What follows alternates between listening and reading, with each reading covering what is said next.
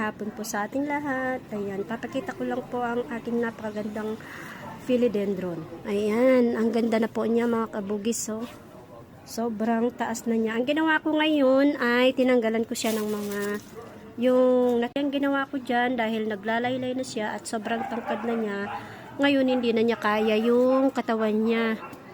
So gusto ko siya ay straight lamang. Kaya ang ginawa ko ay tinalian ko siya. Nilagyan ko siya ng ganito yung tusok na matibay para magiging straight po ang kanyang sanga. Ayan. So napakaganda po yan. Ayan ang ating philodendron. Ito parang ito na siya yung mother plant na po nito. Pwede na po kayong maglagay sa indoor plants. Ang halamang ito ay pwede din po sa tubig. Magkakat lang po kayo ng sanga nito ay pwede nyo pong ilagay sa tubig. Ay, nabubuhay po sila yan sa tubig at pwede nyo pong ilagay sa indoor. Ayan. So, ganyan na po siya mga kabady. Ayan. Bali, gustong-gusto po nila ng tuyo ang lupa. Ayaw nila yung sobrang masa-masa yung lupa niya. So, ayan. Ganda po yung ating philodendron.